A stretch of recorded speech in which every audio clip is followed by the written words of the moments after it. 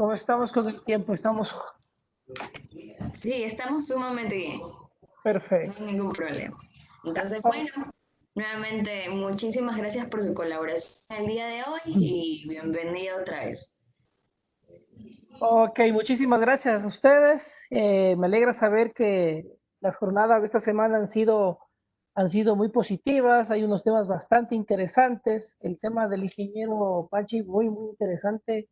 Estaba ahí pendiente. Les felicito y bueno, vamos a continuar nuevamente con el tema de las pruebas. Vamos a recordar un poquito lo que vimos el día de ayer y básicamente ya enfocarnos al tema de la parte final, que sería el diagnóstico y lo que son los fallos en cables soterrados.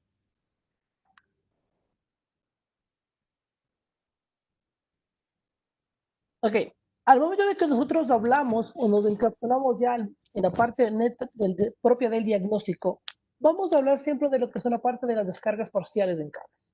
¿Ok? Entonces, ¿qué es la parte de descargas parciales? Esta parte está referenciada en la IEEE 400.3 y adicional en la IEEE 400.4 como un método alternativo para el diagnóstico de cables aislados. Entonces, ¿cuáles van a ser los requerimientos que voy a tener dentro de lo que son las descargas parciales? Primero, la onda de tensión aplicada durante la prueba de descarga parcial debe estar a las condiciones de operación de servicio 60 Hz. Los principales valores, vamos a hablar de lo que es el voltaje de inserción de descarga parcial o el voltaje de extinción de descarga parcial. Y el nivel de descarga parcial deben ser iguales a las condiciones del servicio. Entonces, vamos a usar una onda de voltaje cercana a las condiciones del servicio. Entonces, vamos a generar un estrés en el cable, que esta es la parte inicial del diagnóstico, donde no vamos a superar el 1.7 veces su sub-cero. ¿Okay? El principal objetivo es que esto no sea destructivo. Recuerda que el día de ayer que conversamos del voltaje sub-cero, habíamos determinado que es el voltaje nominal del cable dividido para raíz de 3. Entonces, 1.7 sub-cero va a ser mi límite de diagnóstico de descarga parcial. Lo vamos a ver por qué, por el tipo de onda que vamos a aplicar para hacer esta detección. Recuerda que el desgaste en el sistema de aislamiento por envejecimiento, por arborescencia, por algún daño mecánico, lo que va a generar son cambios en el campo electromagnético propio del cable. Y como vimos ayer cuando estábamos analizando las condiciones de las pruebas DC, se genera un fenómeno de carga espacial, un efecto de punta, y lo que va a hacer es va a picar el sistema de aislamiento. Entonces, esta incidencia de activación a los cambios de polaridad o el cambio de ciclos que voy a tener durante la operación a 60 Hz son las condiciones que nosotros vamos a evaluar para saber si están afectando o no. Es decir, si es que es o no una descarga parcial. Adicional, recuerda que como un requerimiento es esencial una calibración del sistema de medición. Entonces, siempre vamos a referirnos a un estándar, la IS 6270, nos indica que para una correcta evaluación del nivel de descarga parcial tenemos que hacer una calibración. ¿Pero qué es esto de la calibración? La calibración básicamente es sacar cualquier señal que sea ruido, interferencia electromagnética, ¿sí? Ponerlo bajo un nivel, ¿sí? Como sacarlo del circuito de medición para no confundir estas perturbaciones con una descarga parcial. Entonces se genera ese tipo de calibraciones para mejorar la precisión durante las mediciones. El voltaje debe ser aplicado en un corto periodo, lo que implica una rápida adquisición de datos. Entonces, interesante ya que son unas evaluaciones en el tiempo muy, muy rápidas. Y obviamente también depende del número de ciclos. Ya lo vamos a ver en la parte de los procedimientos. Es necesario el procesamiento en línea para la rápida detección de múltiples fallas de descarga parcial. Algo interesante de esto es que a la diferencia de una prueba, ¿sí? Recuerda cuando vimos prueba y diagnóstico, una prueba es pasa o no pasa. Si existe un punto débil en el cable va a fallar, pero no sé dónde está ese tipo de falla. Puedo presumir un empalme, ¿sí? O puedo asumir una punta terminal, pero no puedo determinar. He ahí la diferencia con el diagnóstico mediante descarga parcial. Vamos a recapitular un poquito un concepto del día de ayer que lo vimos que era la tangente delta, ¿no es cierto? Si yo hago una evaluación por tangente delta, puedo determinar que el cable tiene cierto envejecimiento. Pero si tú recuerdas, esta era una concepción integral.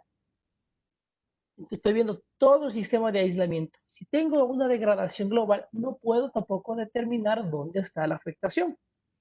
Por lo tanto, la mejor manera de evaluación, por eso yo le decía ayer, BLF y descargas parciales, son las dos herramientas muy poderosas para el tema de diagnóstico, pruebas durante los mantenimientos de líneas soterradas.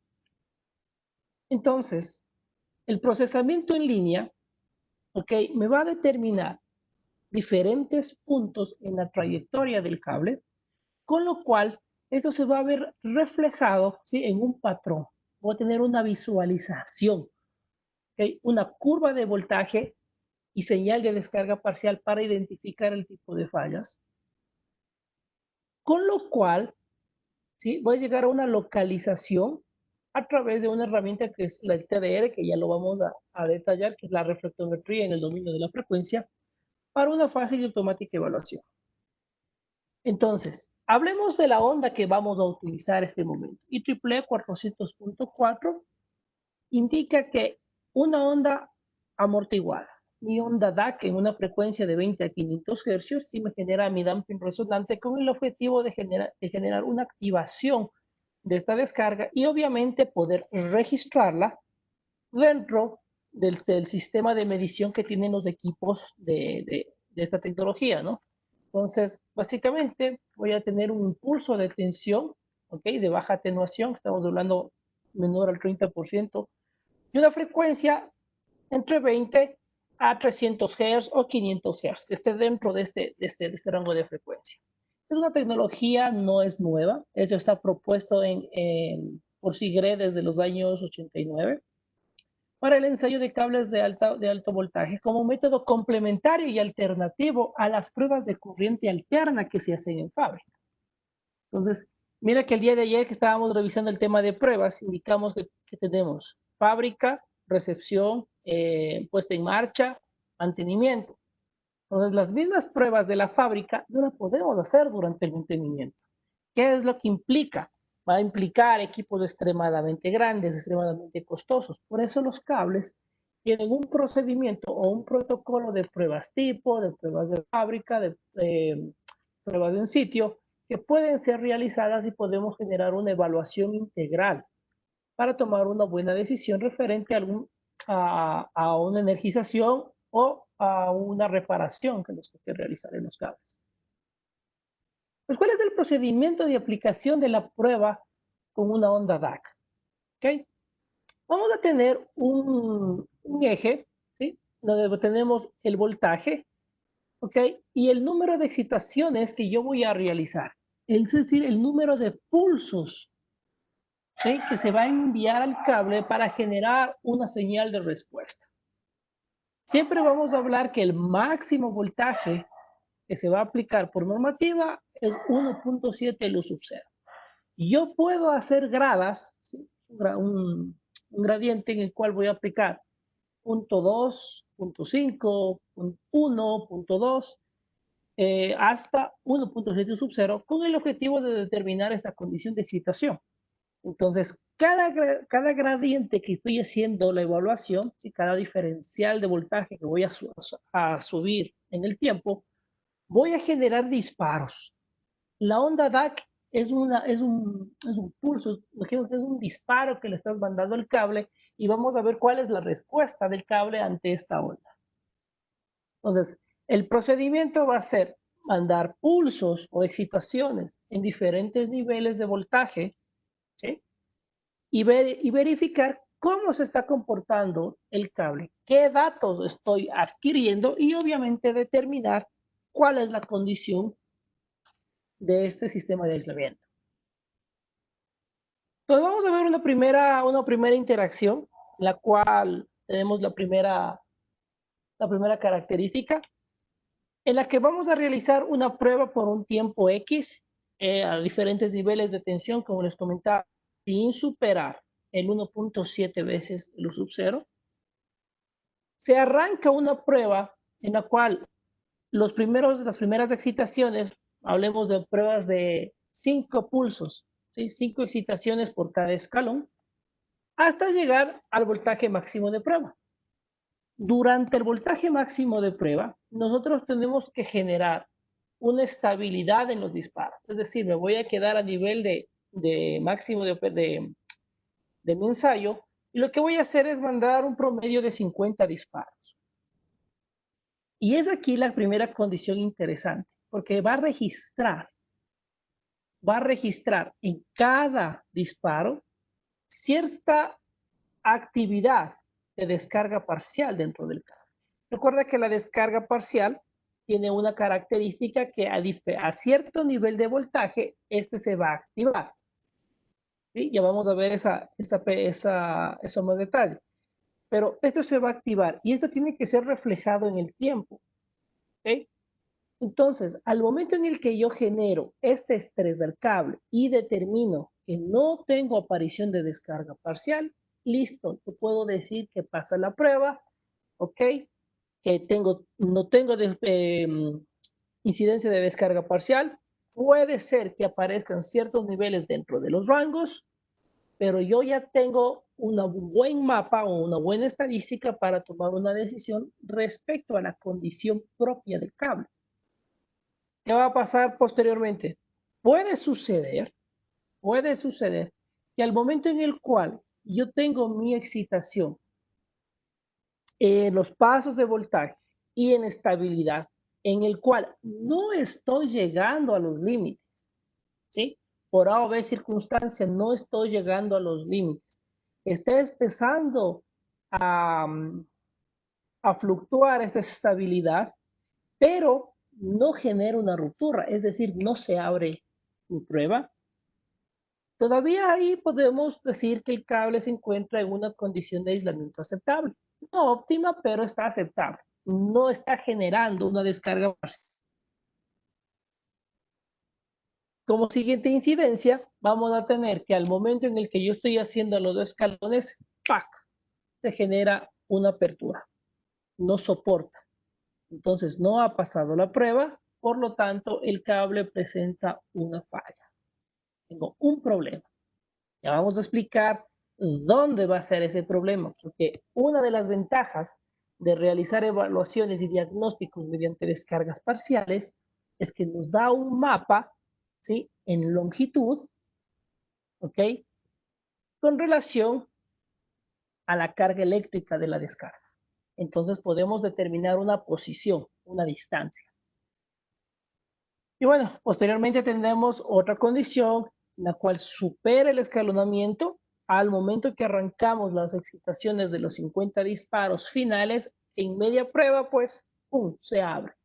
Nuevamente, tengo un breakdown, por lo tanto, no pasa. Esas son los 4 casos, ¿ok?, que IEEE 400.4 nos señala bajo el análisis de descarga parcial por onda DAC.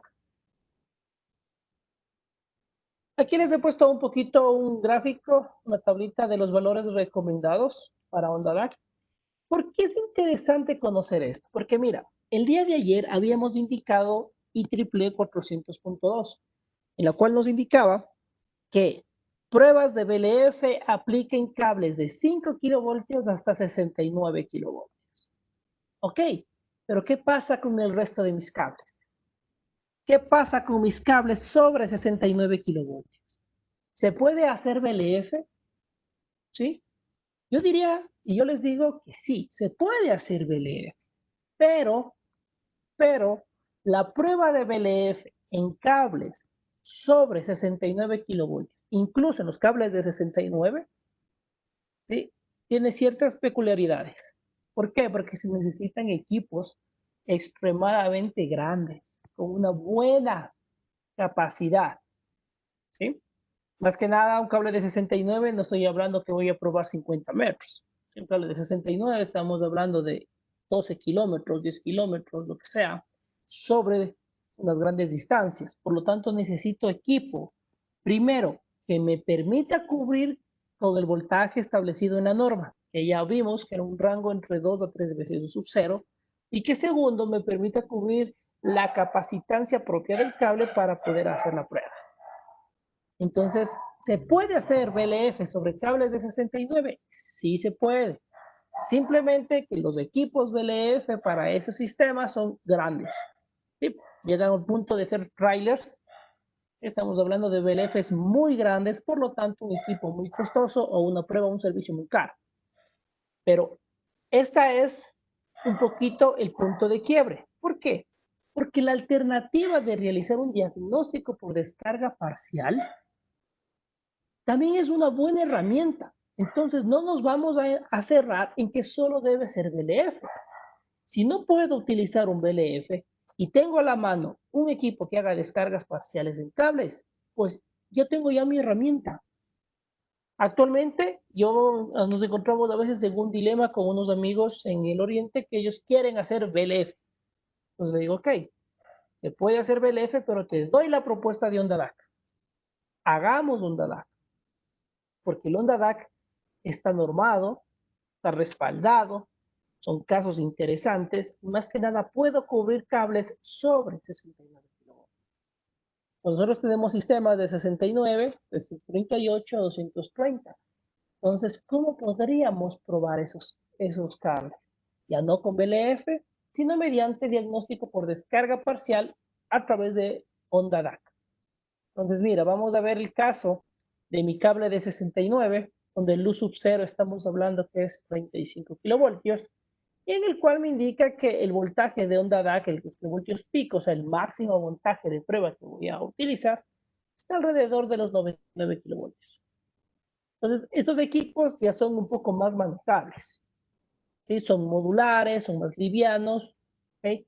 Generan un mapa de descarga muy interesante y yo puedo realizar sin ningún problema un mantenimiento efectivo en estos sistemas. Actualmente tenemos la concepción de realizar pruebas de resistencia de aislamiento. Ya les expliqué el día de ayer que la prueba de resistencia de aislamiento en cables, pues básicamente es no hacer nada. ¿Sí? Básicamente es no hacer nada. Voy a medir una corriente de fuga, voy a verificar un índice o voy a verificar una estadística, pero no estoy haciendo realmente algo adecuado al caso. ¿De acuerdo? Entonces, VLF descarga parcial, las mejores herramientas para realizar un diagnóstico y pruebas durante mantenimientos. Esto es muy sencillo. El procedimiento de prueba es interesante, tienes tu fuente de onda DAC y tenemos un acoplador capacitivo. Lo del acoplador capacitivo lo que hace es se va a conectar en serie con mi circuito de medición hacia el cable. Entonces, yo genero una onda que le voy a inyectar a mi conductor y todas estas descargas van a ser registradas a través del circuito de medición. Y con el software, pues obviamente vamos a tener unos gráficos interesantes que les voy a indicar. Entonces, mira, el equipo de onda DAC, en la parte de abajo estamos viendo una onda en el dominio del tiempo, ¿sí? Con relación a los picocoulombs, a la carga que la carga que ese momento está de activación de mi descarga parcial.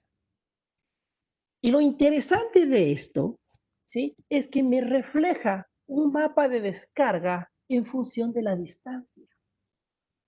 ¿Qué quiere decir esto? Que donde yo tengo incidencia de descarga parcial, mayor acumulación de descarga parcial, va a ser mi punto probable de falla en los años futuros. Siempre y cuando no supere ciertos límites, porque si ya supero ciertos límites, pues ese es mi punto de falla actual. Así de fácil. Localizo la distancia al punto de falla.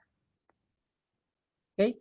Entonces, mi mantenimiento se vuelve mucho más interesante porque estoy realizando un diagnóstico del cable, estoy determinando puntos débiles, puede ser en los empalmes, en las puntas terminales, en la trayectoria del cable, que pueden generarme una afectación futura o pueden generarme una afectación al momento de la energización. ¿Sí?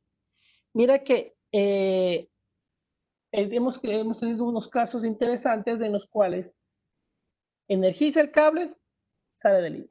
Energiza el cable, sale. Entonces, este cambio, ¿sí? Este cambio de energizar, desenergizar, energizar, desenergizar, genera un desgaste al cable, un desgaste eléctrico, un deterioro. Entonces, esos son los cables de los cuales están que prende y apaga, prende y apaga.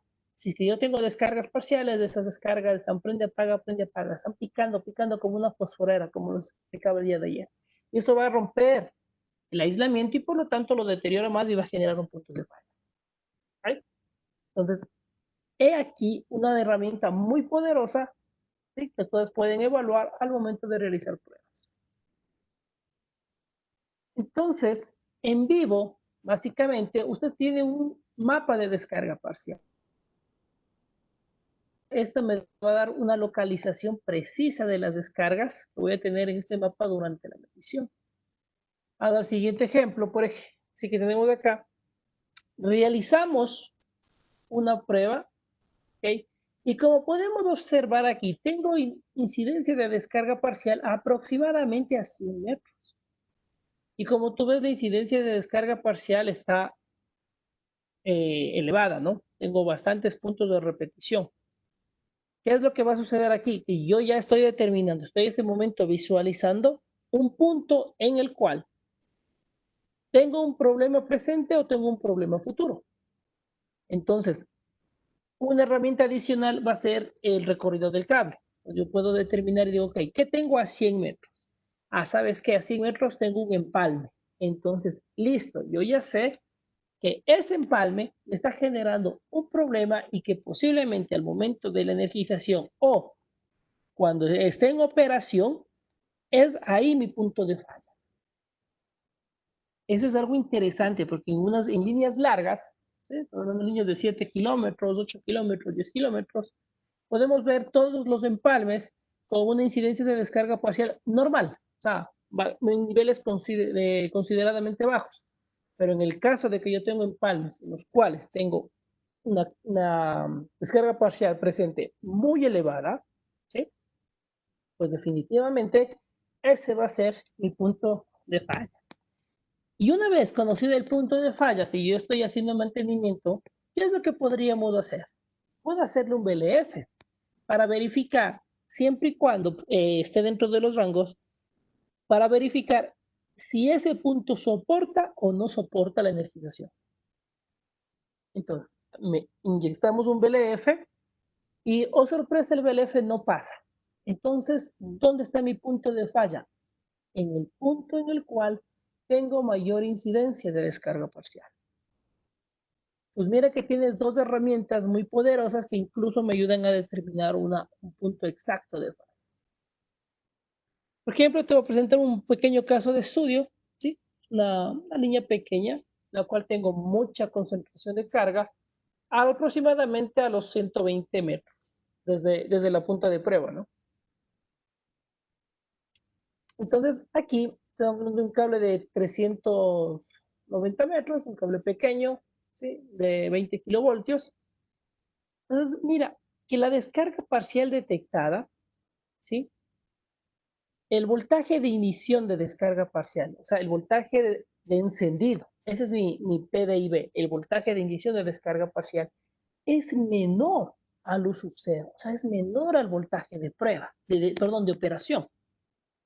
Al ser esto, es un punto crítico, porque quiere decir que en condiciones normales, el cable ya está produciendo descarga parcial, en condiciones normales de operación. Entonces, solución aquí, pues vamos al punto, determinamos si es un empalme, cortamos, hacemos pruebas a los dos lados del cable, se reemplaza el empalme, se vuelve a probar y se energiza con toda seguridad. Entonces, el punto débil identificado en el empalme, pues a 120 metros, efectivamente, tenemos aquí nuestra querida descarga parcial. Y como les dije el día de ayer, físicamente, yo veo una mancha de suciedad. Físicamente es algo, pues, que podríamos, según nosotros, a veces limpiarlo, pero no. Mira que esto eléctricamente, sí, ese es el punto de falla del cable. Al momento de una operación inadecuada, se perfora el cable, falla la línea, pierdo producción, pierdo dinero. Entonces, hablamos un poquito ya del PDIV y del PDEV. Entonces, el PDIV es el voltaje de ignición de descarga parcial. Entonces, ¿dónde empieza a aparecer la descarga parcial? Yo espero que la descarga parcial aparezca sobre mi voltaje de operación. ¿Okay? O sea, el sistema de aislamiento va a empezar a generar una fractura, pero esa fractura tiene que estar sobre el nivel de operación. Entonces ahí estamos tranquilos porque el cable cuando está trabajando a voltaje nominal, ¿ok? No tengo descargas parciales. Y tengo vuelta mi voltaje de extinción también, ¿no es cierto? Mi voltaje de extinción de descarga parcial quiere decir en qué punto esta descarga parcial que se prendió se va a apagar. ¿Ok? Entonces, por casos, o sí, o a veces, el voltaje de ignición es similar al voltaje de extinción. ¿Sí? A veces la extinción va a estar, se va a demorar un poquito más en el tiempo en descargar, pero tiene que apagarse. Cuando tengo yo un problema, ¿sí? Yo tengo un problema cuando mi voltaje de extinción de descarga parcial está bajo el voltaje de operación. Quiere decir que siempre se me va a quedar prendida la descarga parcial. Se prendió y ahí quedó. No se va a apagar. Si no se apaga la descarga parcial, ese cable usted le está pica, pica, pica, pica, pica ahí, dándole, ya ando con una aguja. Usted le está dando ahí martillazos, pero que dan miedo con clavos. ¿Entiendes? A eso me refiero. Le estamos matando ese cable. Por eso es importante determinar cuál va a ser el voltaje de ignición de descarga parcial y cuál sería el voltaje de extinción, cuándo se prende y cuándo se apaga. Y esto se mide a través del diagnóstico por descargas parciales con onda DAC. Ahora un poquito algunos ejemplos de cuáles son los elementos que producen descargas parciales. Por ejemplo, los conectores de tamaño errado, cuando se hacen los empalmes, estoy utilizando un conector que es de un calibre diferente al de los cables que estoy básicamente empatando. Por lo tanto, estoy generando huecos, ¿ok? Cavidades de aire en donde se genera una descarga parcial. ¿Okay? La preparación de la punta, el dejar estas aristas aquí al momento de realizar el retiro de la semiconductora, genera descarga parcial. ¿Okay? Entonces, algunos ejemplos de, por ejemplo, la parte de la mala compactación de un terminal, ¿sí? de una manga termocontraíble, por ejemplo. ¿Qué es lo que sucede? Estoy dejando huecos. Aire. Ese aire es, pues, origen de descargas parciales. Nuevamente, el tema de la limpieza de la semiconductora propiamente a la vela o las rayaduras que pueden existir al momento de realizar esto. Mira, actualmente existen herramientas y herramientas de mucha precisión, pero siempre debemos de entender y siempre debemos ser conscientes que el empalme es el punto más vulnerable dentro de una red. El empalme es la punta terminal. ¿Por qué? Porque es donde interviene nuestra mano. Y nuestra mano, por más prodigio que sea, no es perfecta. Se tratará siempre de hacerlo mejor, de ayudarte con unas herramientas sofisticadas o buenas y un buen criterio para realizar los trabajos y un arduo conocimiento. ¿Sí? Pero estos son los puntos más vulnerables. Por eso lo interesante siempre va a ser realizar estas pruebas después de cualquier comisionado, después de cualquier realización de un empalme o punta terminal. Pues aquí les pongo algunos ejemplos interesantes de cómo salen esos tipos de fallos. Les he puesto esta referencia, sí, para tener una idea de cuáles son los niveles aproximados de descarga parcial. Por ejemplo, el caso crítico que es un empalme. Estamos hablando de un empalme para un cable EPR, por ejemplo. Un empalme de un cable EPR va a tener una tendencia entre 500 a 1000 picocoulombs. Entonces, si yo registro descargas parciales bajo ese límite, estamos tranquilos. ¿Sí? Es una tendencia. ¿Okay? Yo he visto cables que salen de fábrica con 5 picocoulombs en el sistema de aislamiento, ¿sí? Los de XLPE. Cuando tú ves acá arriba en la tabla, dice 20 picocoulombs el XLPE. Yo he visto cables que tienen 5 picocoulombs. ¿Qué pasa al momento que llega un empalme? Recuerda, es un punto externo al sistema de aislamiento original, por lo tanto va a tener un incremento, ¿sí? Es un empalme, va a tener un incremento, un cambio resistivo, ¿no? Cambio de resistencia, por decirlo, en relación a las soldaduras, por ejemplo, a la unión de dos cobres, el cual va a generar cierto nivel de descarga parcial. Pero yo no requiero medir valores muy altos. Al momento en el que yo registro valores elevados sobre los 1000 picocoulombs, pues, tuvimos un caso interesante en el Oriente hace un par de años que registrábamos 3000, 4000 picocoulombs en un empalme. En el momento que se abrió, se verificó que el traslape, ¿ok? de la, de la semiconductora, del recubrimiento que va a la vela, pues estaba mal solapado. No cumplía con las distancias que te indicaba el kit de empalme. Entonces, eso no fue culpa del kit de empalme, fue culpa de la persona que hizo el empalme, ¿de acuerdo? Y eso generó muchos retrasos Entonces, mira, tenemos las terminaciones, ¿sí? Todos tenemos ya tiene una tendencia, un límite, pero lo interesante o lo que debemos enfocarnos acá es la repetitividad, ¿sí? Los puntos de repetitividad que yo voy a tener. ¿Por qué? Porque vamos a llegar al caso que en el año 1, que yo estoy inaugurando mi instalación, pues hago BLF y hago descarga parcial para inaugurar mi red. Yo voy a tener ya un mapa de descarga, ¿sí? Hacer un mapa de descarga pues bastante limpio, sin ningún problema, si todo está bien. O por A o B circunstancia, en 2, 3 años se para y vamos a hacer un mantenimiento. Entonces, ¿qué sucede cuando hacemos un mantenimiento? Genero nuevamente mis pruebas, genero mi descarga parcial y, oh sorpresa, en ciertos empalmes tengo una tendencia hacia arriba el nivel de picocoulombs registrados en relación a las pruebas anteriores. Eso, ¿sí? Eso es la tendencia de la descarga parcial, como que fuera un registro de aislamiento con el cual nosotros podemos ya tomar una decisión. Podemos verificar si es que estos picocoulombs son fuertes, ¿sí? Son grandes, o si están dentro de lo esperado, ¿no es cierto? Si está dentro,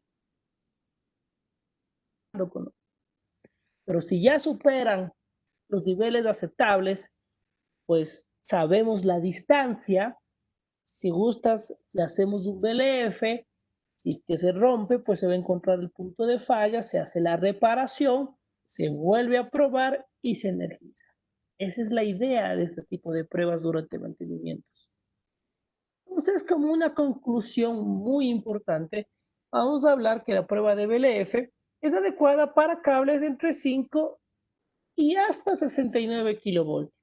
¿Por qué digo hasta 69 kV? Porque este cable es el límite entre realizar BLF y descarga parcial. Y más que nada, tiene que tener ciertas consideraciones al nivel de voltaje y a los equipos comerciales, ¿no?, que existen actualmente. Entonces, aquí tenemos que aclarar que la normativa acepta las dos formas de onda, seno y coseno rectangular, siendo preferible la última cuando se debe realizar diagnóstico por descargas parciales. Entonces, por eso le decía, un BLF coseno rectangular es un BLF extremadamente poderoso porque tiene mayor capacidad. Recuerda lo que te había comentado, tiene mayor capacidad y me va a permitir hacer descargas parciales mediante onda DAC. Entonces, con las dos pruebas, pues ustedes tienen una herramienta muy poderosa de diagnóstico. La onda DAC es un método alternativo comprobado para pruebas y diagnóstico que aplica a todos los tipos de cable entre 5 y 230 kilovoltios. Entonces tengo un rango mucho más amplio, utilizando una frecuencia, ya lo vimos, de 20 a 500 Hz, de acuerdo a la IEEE 400.4. Está normado. El diagnóstico de degradación del aislamiento por humedad obtenido a través de la medición de la tangente delta, la prueba que vimos ayer, es solo posible con una forma de onda sinusoidal. Y esto aplica a cables envejecidos. El diagnóstico de descarga parcial en cables permite la toma de decisiones confiables a la hora de evaluar la calidad de la instalación y la condición de aislamiento de cables de medio y alta tensión. Un correcto ensayo de la chaqueta, la prueba que vimos ayer, va a permitir prevenir puntos débiles en la cubierta de los cables y evitar el ingreso de humedad. Entonces, llegados a este punto, vamos a recapitular un poquito lo que hemos conversado. Estamos hablando de que necesitamos hacer un enfoque de mantenimiento efectivo en cables, ¿no es cierto? Los cables no son, sí, o mi red, no son sujetos a desenergizaciones periódicas. No es decir, yo no voy a programar una parada solo para hacer una pruebita en el cable en 3 meses. No, ¿no es cierto? Mis alimentadores, por lo general, están 24/7. Cuando necesitamos hacer una prueba, pues de entrada a la recepción, ¿sí? Cuando voy a recibir el cable, dijimos que vamos a hacer BLF y prueba de chaqueta, preferiblemente. Podrías hacer descarga parcial también, si es que entra dentro de tu rutina. Durante la instalación, va a ser muy importante hacer prueba de chaqueta. Definitivamente es la mejor prueba que deberías realizar durante la instalación. Y cuando ya empieces a hacer empalmes, durante el tendido, hacer empalmes y hacer puntas terminales, pues BLF descarga parcial. Posteriormente, este tipo de pruebas y diagnóstico me va a permitir realizar una trazabilidad de la condición del cable, ¿okay? El cual se va a ver reflejado durante el mantenimiento. ¿Por qué? Porque cuando yo hago un paro de planta, voy a hacer el mantenimiento a mi generador, ¿okay? Ese es el momento en el que yo voy a aprovechar y voy a hacer pruebas de diagnóstico en los cables, ¿sí? Con las trazabilidades que yo tengo durante la instalación, lo hago durante los mantenimientos y voy a verificar cómo se encuentra la expectativa de vida, o sea, cómo está el envejecimiento propio del sistema de aislamiento. Y puedo tomar decisiones en el mantenimiento, si energizo, no energizo, por si acaso el cable falle, por si acaso el cable tenga descarga parcial, vamos a tener un kit de reparación para acceder y poder reponer el sistema lo antes posible. Porque como te digo, siempre es preferible hacer una reposición en mantenimiento que durante la operación. Durante la operación a veces es extremadamente complicado, ¿sí? Tomar decisiones y lo que nos interesa es encontrar el punto de falla, empalmar lo antes posible y energizar esa línea porque estoy perdiendo producción. ¿Okay? Entonces, para complementar esta parte, vamos a hablar ahora un poco de lo que es la localización de fallas en cables de medio voltaje. ¿Por qué? Porque parte del mantenimiento es esto. Si todo sale bien durante las pruebas, listo. No tengo mayor cosa que hacer, hago mis reportes y energizo. Pero sabemos que a veces las cosas no son como uno lo espera, por lo tanto, tengo fallas en los cables. Entonces, si durante mis pruebas se presenta una falla, pues tengo que hacer la localización de la misma. Y ya vimos en primera instancia una opción de localización de falla a través de la descarga parcial, ¿no es cierto? Donde tengo yo mayor concentración de carga eléctrica, es mi punto probable de falla, ¿sí? Salvo que por ahí alguien metió una retroexcavadora en otro punto y coincidencialmente pues se fue la línea, pero ya tenemos una primera visión. Entonces es aquí donde vamos a cerrar ya el tema con lo que es la localización de fallas en cables. Entonces, para lograr una localización eficaz de fallas y su restauración, vamos a tener un enfoque lógico. Y siempre vamos a tener esto en mente. Ese es el enfoque, se subdivide en 5 secciones básicas. Primero, el diagnóstico de la falla. Ya vamos a ver qué es el detalle de eso. La prelocalización, el acondicionamiento de falla de ser el caso, la determinación de la ubicación exacta y la restauración. Entonces, para realizar el diagnóstico de la falla, vamos a hacer primeramente la calificación. Es decir, vamos a determinar qué tipo de falla es. Aquí vamos a tomarnos vamos a entender algo interesante. Los cables de alto voltaje, al momento que ellos fallan, generan una alta energía, disipan una alta energía, ¿ok? Esta fuerza bruta, ¿sí? Que explota, que se disipa por el punto más débil, al ser extremadamente grande, fractura mi aislamiento. Pero este aislamiento puede quedarse en una condición interesante. Es decir, puede estar en un corto franco que se la conoce como una falla de baja resistencia, o puede generar un fallo más menor al voltaje de operación, pero todavía con cierto voltaje de soporte. Es decir, o sea, hablemos de un cable de 15 kilovoltios. El cable de 15 kilovoltios de luz sub cero es 8, ¿no es cierto? Entonces, el cable llega hasta 4000 voltios. No supera los 4000 porque ya hay mucha corriente de fuga y me da fallo. Pero él soporta 4000 voltios. Por lo tanto, tengo una condición que se la determina como alta impedancia. Entonces, es aquí donde vamos a clasificar a la falla. Vamos a determinar por el lado izquierdo cuando tengo resistencias bajas, es decir, una falla de baja impedancia, cuando las resistencias son menores a 100 ohmios. Vamos a aplicar una tecnología muy conocida, ¿sí? Que es la del impulso por reflectometría, un eco, el TDR, mi famoso TDR, un reflectómetro en el dominio del tiempo, que básicamente es un sonar. Vamos a relacionarlo como un sonar. ¿Cómo funciona? Entonces manda un pulso acústico en el agua, rebota en algún punto, regresa a mí y me genera un mapa de distancia. Exactamente lo mismo. Un reflectómetro es una onda de voltaje que va a viajar por un medio, en este caso el conductor, ¿ok?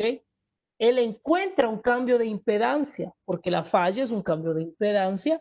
Este momento es menor a 100 ohmios, y regresa la onda y me indica la distancia. Entonces, clasificamos la falla. Si tengo una falla de baja impedancia, pues es una falla un poco común.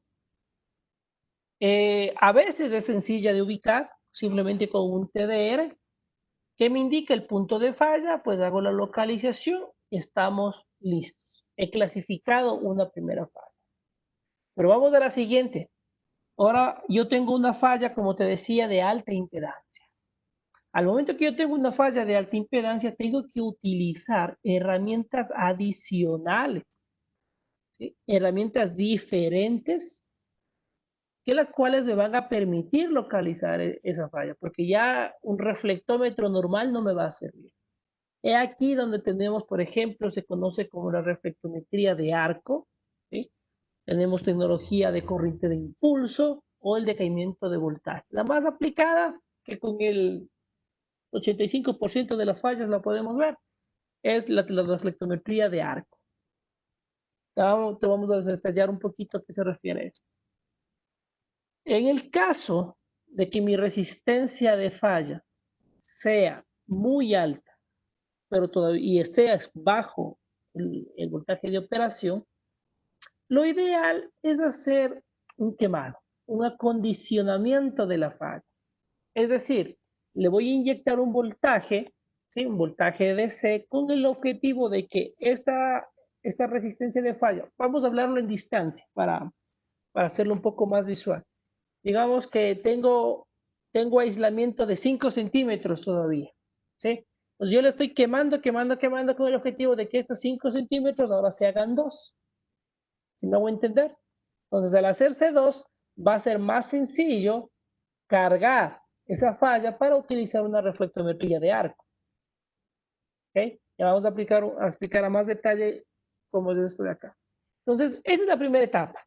Determinar si es una falla de alta o de baja impedancia. Si es de baja impedancia, aplicas un método, y si es de alta impedancia, aplicamos otro método. Obviamente siempre va a ser ligado también a la prueba de chaqueta. Vamos a hacer la localización puntual la reparación y nuevamente nuestras pruebas. Hablemos de lo que es el TDR. ¿Cuál es el principio de la tecnología de refracción de algo? De refracción. Entonces, un reflectómetro, ¿sí? Como te comentaba, trabaja con el mismo principio de un radar. Este pulso va a viajar a través del cable y es reflejado en cada cambio de impedancia, o sea, puede ser en cada empalme, ¿sí? O el punto de falla. Y regresa al reflectómetro. Por último, mi reflectómetro lo que va a hacer es convertir este tiempo en distancia. Pues mira, ahí tengo mi conductor, tengo una onda que viaja y, por ejemplo, tengo un cambio de impedancia diferente a lo que está en la curva azul y lo que está en la curva roja. Y eso me daba el punto de falla. ¿Okay? Recuerda que debemos entender que este cable tiene un circuito equivalente, ¿sí? Donde tenemos resistencia en serie, tenemos la inductancia en serie, tenemos conductancia en paralelo y tenemos capacitancia en paralelo, ¿sí? Un circuito complejo. Pero ¿para qué nos sirve también entender esto? Porque vamos a entender que este medio de conducción va a estar ligado a lo que lo conocemos como la velocidad de propagación del pulso eléctrico. ¿Qué es la velocidad de propagación? A ver, si yo te digo que voy a mandar un pulso, ¿sí? Entonces, este pulso va a viajar por el medio a una velocidad, mi velocidad de propagación. Entonces, ¿de qué está dependiendo la velocidad de propagación? Está dependiendo, ¿okay?, de las características de este medio. La característica de este medio va a ser la constante dieléctrica relativa, ¿sí?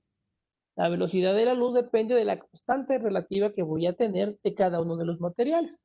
Por ejemplo, les puse un poquito las referencias, los valores que son en vacío, los valores que son de la constante dieléctrica de los plásticos o del agua, son constantes variables. Entonces, la velocidad de propagación, ¿sí?, es inversamente proporcional a la constante dieléctrica. Mira, a mayor constante dieléctrica relativa, menor va a ser la impedancia y por lo tanto menor va a ser mi velocidad de propagación. ¿De acuerdo?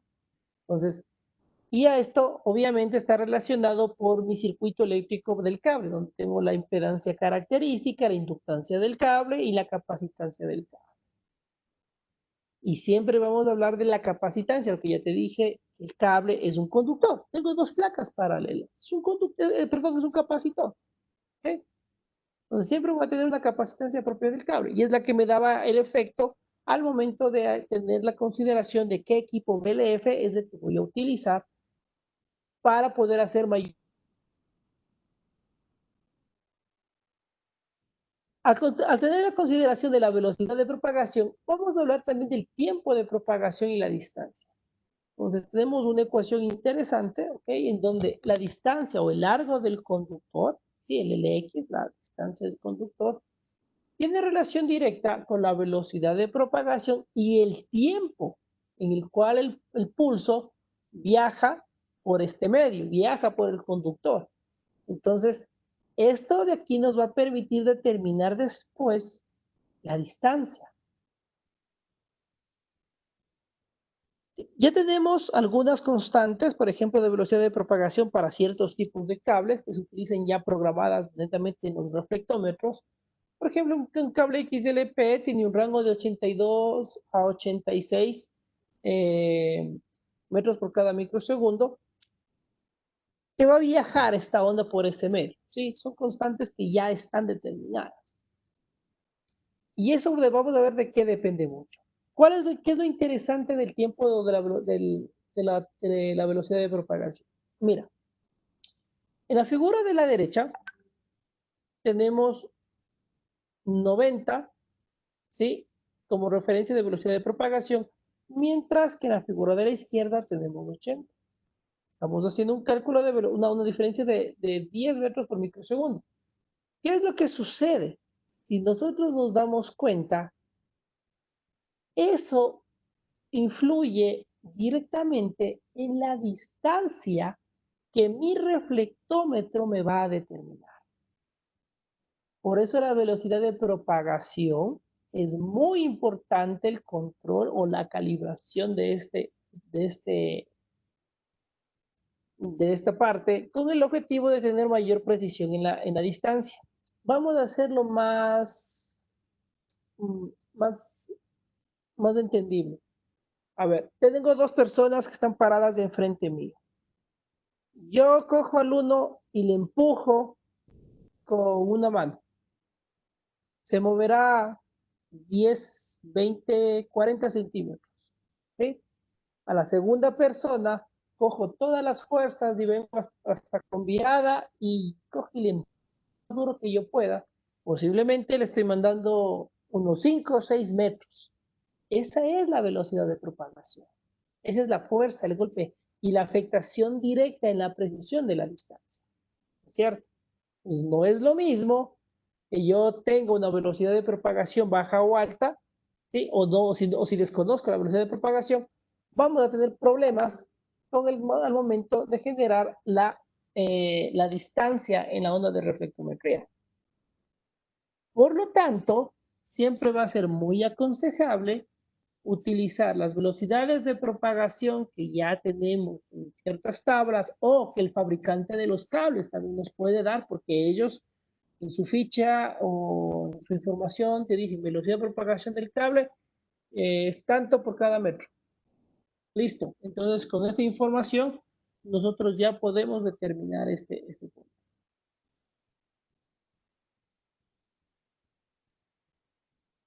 Avancemos.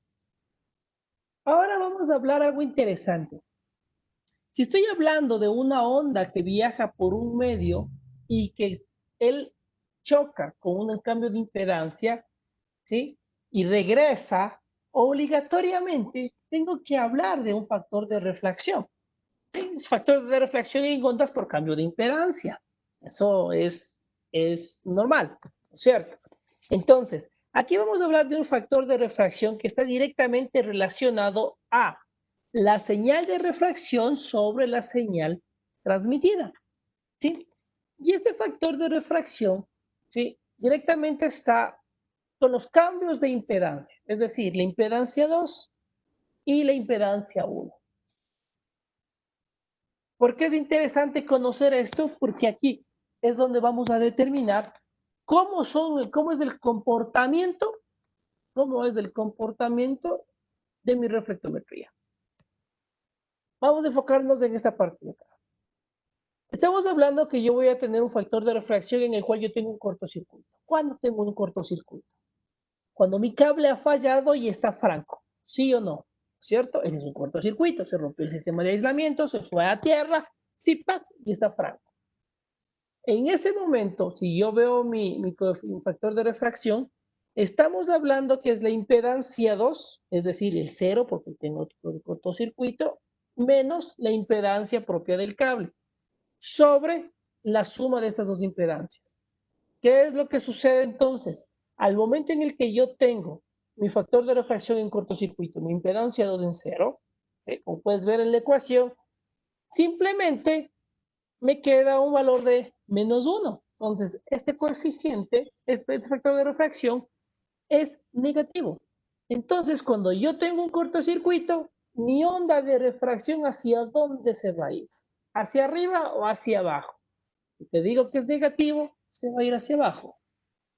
Mira lo importante de entender esto, porque esto quiere decir que ya vamos a tener cierto conocimiento para analizar las reflectometrías y entender lo que está sucediendo.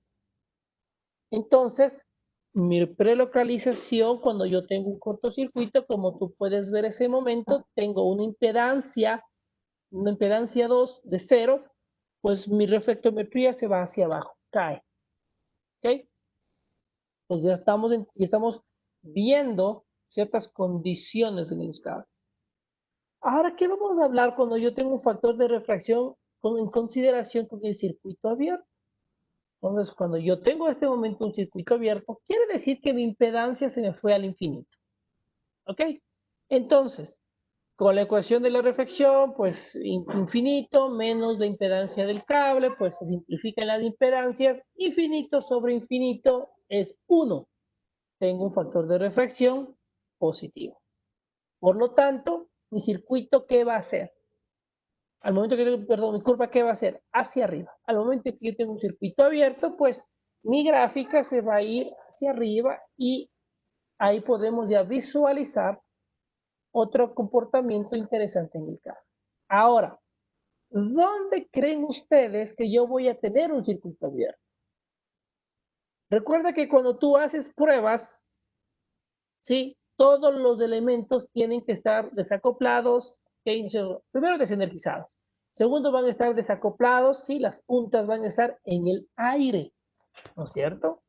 Si la punta está en el aire, estoy en circuito abierto.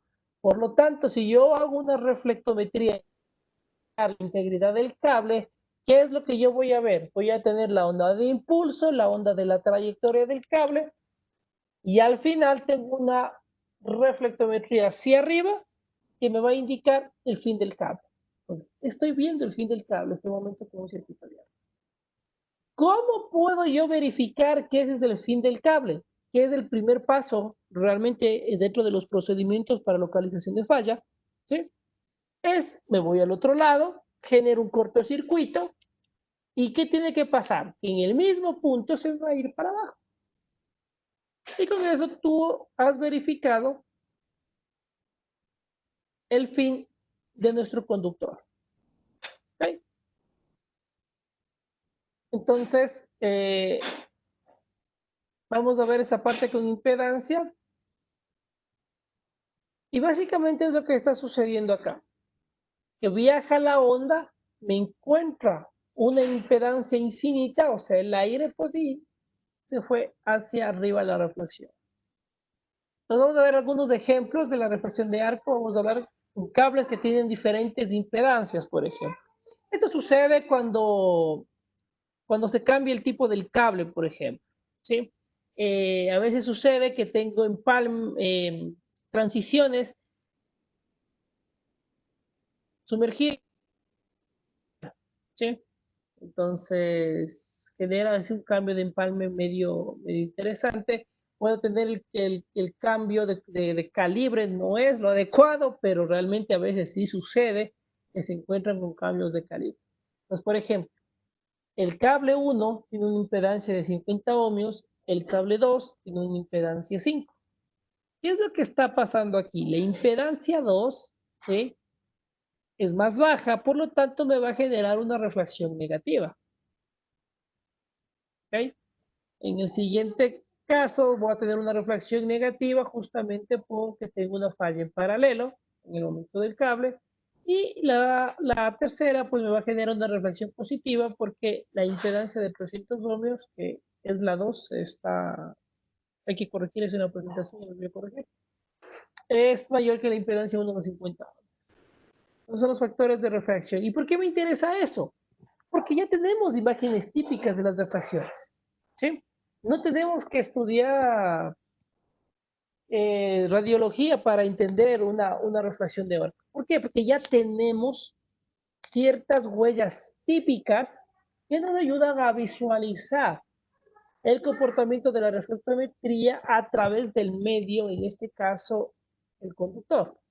Por ejemplo, una reflectometría sin falla, que es la primera gráfica, en la cual tengo el arranque del arco, perdón, el arranque de la reflectometría, la trayectoria normal del cable, pues, y al fin sube un poco y baja, que sería básicamente el fin del cable.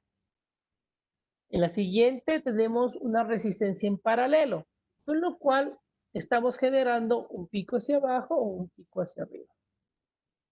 Ya vimos que el cortocircuito va a ser siempre una impedancia negativa, entonces siempre que yo vea que se me está yendo netamente hacia abajo y después se pierde la onda, es un cortocircuito.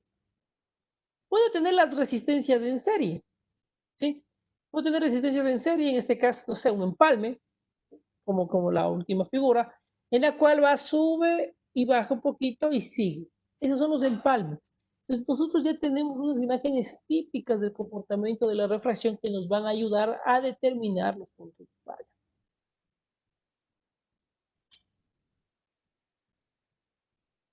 Ok, Visto esta parte de aquí, que es la parte de reflectometría de bajo voltaje, vamos a avanzar un poquito más en lo que es ya la localización en los cables, localizar el punto de falla. Localizar los puntos de falla en los conductores tiene, tiene un artilugio interesante. Puede suceder que tenga la buena suerte de encontrar fallas que se localizan en todo lo que nos demoremos en hacer las maniobras y conectar los equipos de prueba, como puedo tener fallas que nos demoraremos unos 5, 6, 7, 8 días. Que ha sucedido, te lo digo por experiencia, ha habido fallas que hemos sacado en media hora y ha habido fallas que en 5 días, pues recién se logra liberar. Y eso va a depender mucho de la condición de falla, la característica de la falla, ¿sí? Y también de dónde se encuentre la instalación del cable, obviamente. Entonces, ¿qué es lo que sucede aquí? Pues me voy a valer de mi reflectometría, ¿no es cierto? Habíamos hablado que la reflectometría es un pulso que va a viajar por el medio y él genera un cambio de impedancia y me va a registrar y me va a decir aquí hay un cambio de impedancia. Pero ya hemos visto que por el lado de bajo voltaje es sencillo. ¿Qué pasa si yo tengo una impedancia, una resistencia de falla alta? ¿Sí? Tengo una alta impedancia. Lo que sucede es que tengo que irme por un método de reflectometría de arco, el que tenemos en esta siguiente imagen, la cual manda una onda de pulso, en este caso la roja, ¿sí? Y viaja por el cable. Y posteriormente estoy generando una segunda onda, ¿sí? Una segunda onda, en este caso la azul, ¿sí? La azul, que viaja por el cable, pero lo que va a suceder es que esta resistencia de aislamiento, perdón, esta resistencia de falla, la cual está todavía soportando voltaje. Mira, en este caso está soportando hasta 24 kilovoltios que se manda el pulso. Un cable especial. Se manda el pulso y lo que sucede es que se activa la falla y ¡pum! Se genera un arco, por lo tanto se hace un cortocircuito y ya vimos que el cortocircuito, la reflectometría se me va para abajo y he ahí el punto de falla. ¿Ok? Pues mira que las herramientas están a la mano. Lo que es interesante tener la concepción básica de lo que es este tipo de pruebas para poder tomar la mejor decisión o el mejor camino para determinar un punto de falla. Entonces, ¿qué es lo que le va a suceder legalmente a esta falla? Viaja esta onda de pulso por el conductor, llega a mi punto débil y activa. Lo que va a hacer es generar una descarga.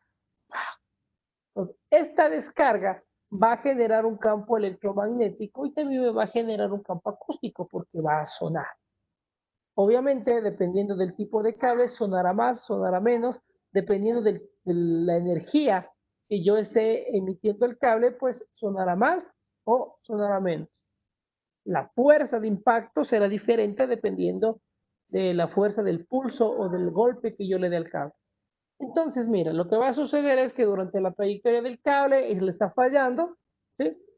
Está sonando esa falla y tú vas por el camino con unos pequeños accesorios, en este caso, pues vamos a ver la parte acústica, en la que voy a escuchar. Pues mientras más me voy acercando, más le escucho, ahí es el punto de falla. Si me alejo y ya no lo escucho, quiere decir que me estoy alejando. Nos vamos por el lado acústico. Pero adicional, la falla también me genera un campo electromagnético. Entonces voy midiendo con este mismo equipo, es un sensor de campo electromagnético, voy acercándome y lo que hace es registrar el nivel de campo electromagnético y conocer el punto de falla. Pero ojo, ¿qué es lo que puede suceder? Yo tengo que tomar estas dos lecturas a la vez. ¿Por qué? Porque ha dado casos en los cuales el campo electromagnético me genera un punto y el campo acústico me genera otra salida. ¿Y qué quiere decir esto? Que simplemente el sonido está evacuando por algún lado más susceptible en el cual puedo escucharlo diferente. ¿Sí? Pero, ¿qué es lo recomendable aquí? siempre nos vamos a enfocar al campo electromagnético, porque él nunca nos va a mentir. El sonido, ustedes saben, yo puedo estar en la calle y escucho algo por la izquierda y realmente he estado, pero por otro lado, ¿cierto? Es la curvatura del sonido a través, hacia nuestros oídos va a ser diferente y eso va sujeto a la percepción también de las personas. ¿Okay? Entonces, la mejor referencia siempre va a ser el registro por campo acústico. Entonces, vamos a hacer un resumen de lo que es la localización puntual. Entonces, primero determinamos el tipo de resistencia de falla. Si tiene una resistencia menor a 100 ohmios, pues vamos a utilizar métodos tradicionales, ¿sí? Un TDR normal. Si tiene una resistencia mayor, pues tengo que enfocarme en lo que es reflectometría de arco, voy a pasar un sistema acústico, verificar la distancia, hacer medición de campo magnético donde rompa la falla. Siempre vamos a tener que verificar las chaquetas, va a ser muy interesante volver a probar este elemento del cable y obviamente ya procedemos a la reparación cuando le encontramos el punto. ¿Okay? Entonces, ese sería, por ejemplo, un pequeño resumen de cómo es esta parte de la localización de las fallas cuando ya tenemos los problemas durante los mantenimientos. Algo interesante que les quería indicar acá es que la tecnología actual nos permite determinar con mucha precisión, los puntos de ruptura. ¿Sí? Las ondas de los equipos o los accesorios que tenemos de los equipos, lo que va a permitir es determinar, mientras más cerca estás a la falla, ellos van a determinar un tiempo y este tiempo siempre va a ser eh, transferido a metros. Por lo tanto, yo sé cuántos metros tengo que caminar al punto de falla o en qué zona voy a estar y determino la ubicación exacta. Muchas de las veces no es necesario localizar tan específicamente el punto de ruptura. ¿Por qué? Porque recuerda que los cables soterrados, estamos hablando que están bajo 1 metro, 2 metros, dependiendo de las zonas, y necesariamente y obligatoriamente lo que yo necesito es hacer la mejor delimitación posible del punto de falla. Estamos hablando en un rango de unos 10 a 20 metros o a veces un poco más. ¿Por qué? Porque yo tengo que hacer la excavación correspondiente para poder levantar el cable y hacer la reparación. En el caso de los cables que son enterrados directamente, ¿no? En el caso de los cables que van por ductería, pues si es que justo coincide en una caja de empalmes, pues una buena hora. Si coincide en la trayectoria, pues estamos complicados. ¿De acuerdo? Entonces siempre es bueno delimitar una zona de acción. Esto es interesante porque mira, una de las referencias, como habíamos visto, del campo acústico y del campo eléctrico, es que no necesitamos tener mucha perspectiva de las cosas si sabemos lo que estamos realizando. ¿Por qué? Porque el equipo mismo es muy intuitivo y me va a indicar una relación de tiempo, ¿ok? En la cual, si el tiempo entre el primer sonido, la primera descarga, es menor, ¿sí? A la descarga anterior nos estamos acercando. Y si el tiempo ahora es mayor, o sea, va aumentando, quiere decir que nos estamos alejando. Entonces, esto nos da unas herramientas muy fáciles para poder ir ubicando con mayor precisión el punto de falla. En resumen, ¿sí? La localización de falla en un cable se determina mediante lo siguiente. Falló el cable, por A o B circunstancia. Si falló durante las pruebas de mantenimiento, si falló por las pruebas que estoy haciendo durante el tendido de cable, si falló durante alguna reparación externa, ¿no? Ahí por ahí saben estar haciendo pruebas de las celdas o alguna excavación, metieron una uña y dañaron el cable, o sea, cualquiera que sea la falla, tengo el problema. ¿Qué es lo que debemos hacer? Primero tenemos que hacer una prueba, ¿sí? Vamos a hacer una prueba con el objetivo de determinar cuáles son la línea que está fallada. Entonces, estamos focalizando el inconveniente. Clasificamos la falla. Entonces, primero, ¿cómo clasifico la falla? Voy a identificar la fase, voy a identificar la resistencia de falla, voy a identificar el voltaje de ignición del arco eléctrico. Como te decía, puede ser que el cable esté soportando 4000 voltios, pero no llega más. Entonces, 4000 voltios es mi voltaje de ignición del arco. Si soporta 4000 voltios, es una resistencia de falla alta. Si justo estoy haciendo una medición de resistencia de aislamiento en la fase A, que tiene 15 gigas, la fase B tiene 15 gigas y la fase C tiene 100 megas, pues ya sabemos que la fase C tiene la falla. Entonces estamos clasificando, ¿no es cierto? Estoy delimitando la zona. De ahí pues aplicamos las dos observaciones cuando yo tengo alta resistencia y cuando tengo baja resistencia. Si tengo baja resistencia, pues hago un TDR. Es una reflectometría en el dominio del tiempo de bajo voltaje. Si tengo de alta resistencia, pues aplicaré condiciones de alta resistencia, aplicaré arco, aplicaré unas pruebas de voltaje, por ejemplo, para quemar esa resistencia de falla y hacerla más visible. Es donde aplicamos las técnicas de la prelocalización. Algo interesante que a veces no lo tomamos muy en serio, pero es muy importante al momento de determinar fallas en cables, es el trazado. ¿Qué es el trazado del cable? Es determinar la trayectoria por dónde va. Si yo no tengo planos, pues tengo que caminar y trazar yo una ruta, ¿sí? Entonces, podemos ver ciertos dispositivos que nos van a permitir hacer un trazado efectivo del cable para conocer la ruta, con lo cual nosotros vamos a determinar por dónde va la trayectoria y va a ser más sencillo llegar al punto de falla, ¿no? Obviamente ya hacemos después la localización puntual, ¿sí? Por cualquiera de los métodos que vimos de audiofrecuencia, por el método este de voltaje.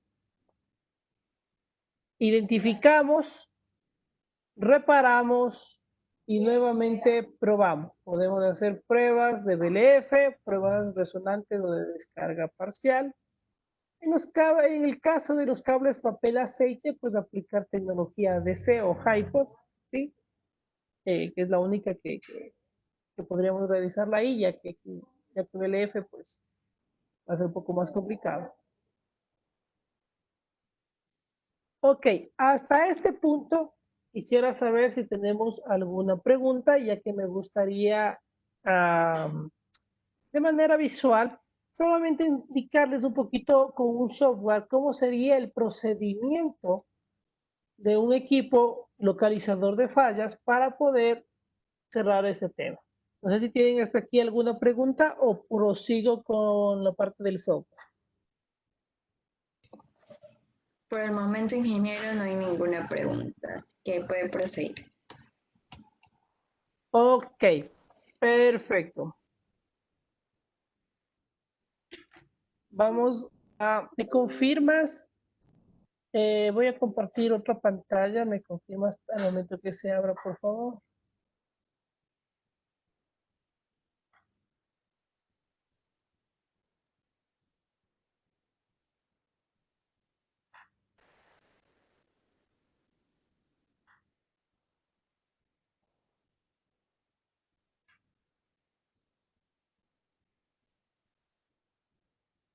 ¿Me puedes confirmar si ahí estás viendo la pantalla que estoy compartiendo? No, por el momento no, o sea, solo se ve como una pantalla en gris, nada más. Ujú. A ver, dame un segundo.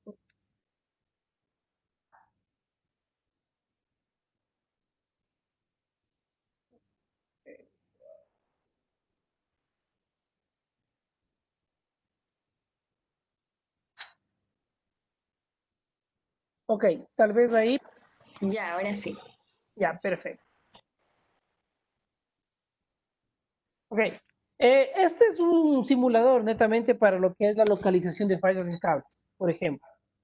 Entonces, lo ideal de esto es tener también, obviamente, el conocimiento y la herramienta adecuada para hacer las pruebas. Hablemos del siguiente procedimiento. Yo realizo un mantenimiento a una red subterránea. Entonces, lo primerito que voy a hacer, ¿sí? Va a ser una prueba de BLF. ¿Pasa o no pasa? Podría ser una prueba de chaqueta. verifico la integridad de la cubierta exterior.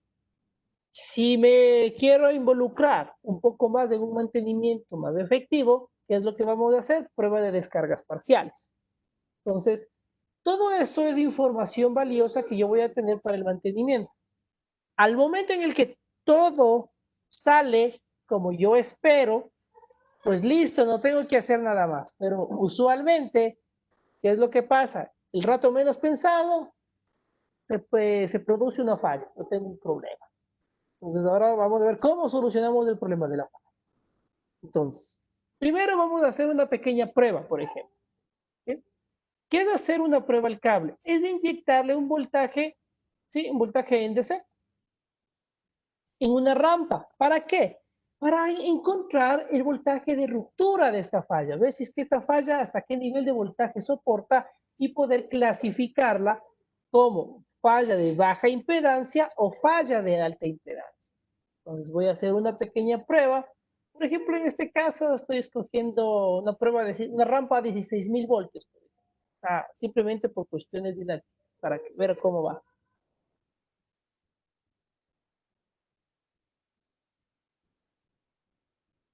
Entonces, lo que va a hacer aquí, por ejemplo, es subir el voltaje y encontrar un punto de ruptura. A ver, permíteme un ratito, no sé qué pasó.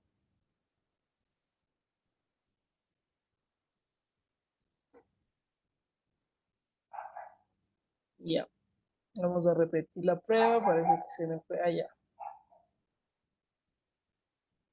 Ok, entonces mira, empieza a subir una rampa, estoy subiendo un voltaje, estoy midiendo una resistencia de falla y oh sorpresa, tengo una falla, sí, que no supera los 43 kilómetros y como tú viste, no llegó más allá de 1.6 voltios.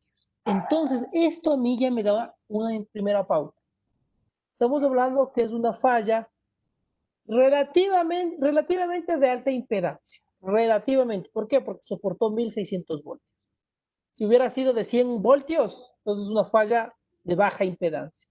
Entonces, automáticamente lo que vamos a realizar aquí es la localización de esta falla. Entonces, ¿cómo hacemos la localización de la falla? Primeramente hay que hacer la reflectometría, ¿sí? Entonces, él empieza a hacer una reflectometría de bajo voltaje, en el cual nosotros vamos a determinar el final del cable. ¿De acuerdo? Que te había indicado cuál es el final, cómo se vería la reflectometría. Pues mira, ahí te dice que aproximadamente el cable está a 940 pies y justo tengo una reflectometría hacia arriba. Entonces, es el final del cable, ¿no es cierto? Ya vimos la trazabilidad de cómo era este tipo de visualizaciones. Como no tengo un punto de falla visible y como vimos que era una prueba, que era una falla de alta impedancia, lo que vamos a hacer en el siguiente paso es una reflectometría de arco, es decir, enviar una reflectometría con más voltaje. ¿Qué voltaje estamos mandando aquí? Pues mire, se está mandando lo que yo le indique al equipo ese momento, ¿no? Entonces, por ejemplo, tú lo envías y el equipo empieza a localizar. Entonces, ese es un procedimiento interesante, ¿sí? Para la parte de alto voltaje. Como tú ves aquí, ¿qué es lo que sucede? Voy a tener una primera línea negra, ¿no? Que es mi reflectometría de bajo voltaje, y voy a tener una segunda reflectometría en la cual se activó la falla. O sea, se activó, ahí se descargó. Por lo tanto, ese momento tengo un cambio de impedancia y ¡plax! Se ve reflejado en el punto de cambio que, por ejemplo, en este caso nos indica 478 pies. Esto como un ejemplo, ¿no? Entonces, mira, yo ya sé que de donde estoy probando tengo que irme a esa distancia y si yo gusto, puedo empezar a hacer una localización puntual, es decir, como te indiqué en la presentación, ir escuchando y más que nada ir midiendo el campo eléctrico y el campo acústico para determinar cuál es el punto. ¿Ok? Pues ahí tenemos una resistencia de falla. Si yo prefiero, ¿ok? Voy a inyectar se inyectarían los pulsos y lo únicamente que tú debes hacer es ir con los accesorios por el terreno con el objetivo de ir escuchando esta falla. Por ejemplo, aquí yo le estoy cargando la falla, lo que hace este procedimiento es que me descarga en varios ciclos. Es decir, le estoy dando pulso, el cable está sonando, está pum, pum, empieza a reventar la falla. Entonces, con los accesorios, con los geófonos, tú vas al sitio que has determinado y vas a poder escuchar. Tú vas sobre el terreno y empiezas a escuchar, llega hasta a vibrar a veces de la fuerza, de la energía que estás utilizando para romper la falla. Una vez localizado este punto de falla, pues ya pasamos a la siguiente instancia que va a ser la reparación. Posterior a la reparación, entra nuevamente el tema de las pruebas. Se garantiza con BLF y con descarga parcial, se garantiza la condición del sistema de aislamiento y tú, con toda la seguridad del caso, puedes energizar esa línea. Entonces, todo este proceso que hemos visto en estos días es lo que se conoce como un mantenimiento efectivo en cables soterrados. Desde las pruebas y las acciones que debemos tener en el caso de un problema en el sistema de aislamiento. No sé, señores, si tal vez tienen alguna pregunta en este momento, que hasta aquí hemos cubierto pues la parte principal de lo que se trataba el taller programado para estos 2 días.